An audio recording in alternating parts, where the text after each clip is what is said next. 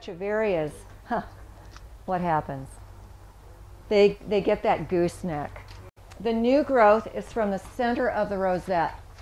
The oldest leaves wither and fall off, leaving you with an ever-lengthening, awkward-looking gooseneck of a stem. You want to just cut that right off, decapitate it, off with its head, and that's going to be hard for you to do the first time.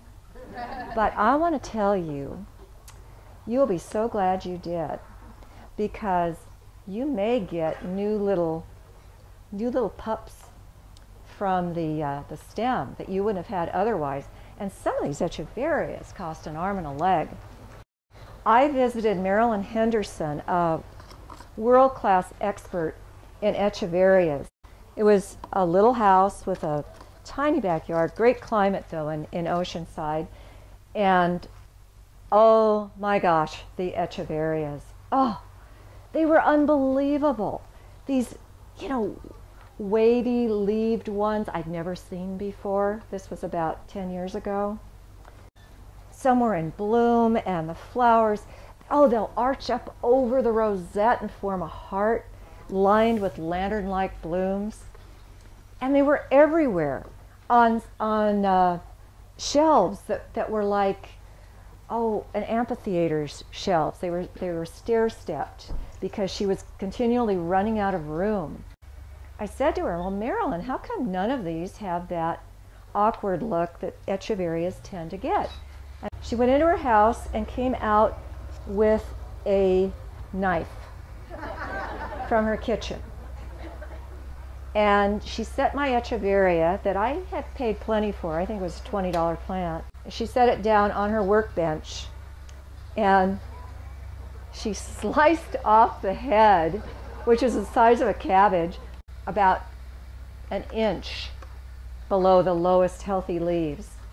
And I figured this woman knows what she's doing. I had complete confidence that even so it was hard to watch. She said, you just want to set the head, the severed, decapitated head, which was oozing blood and dripping down her arm. No, you know what I'm saying?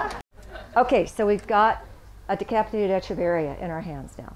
We've got a pot about this size.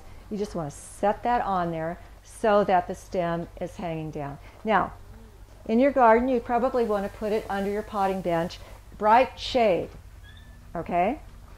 And in a couple of weeks, that little stem, nubbin of a stem, is going to be feathered with thread-like reddish roots.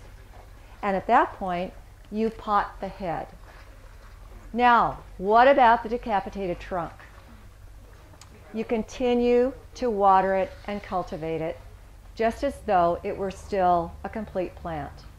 And from those little potato eyes along the stem, those where the leaves once were attached, that's meristem tissue.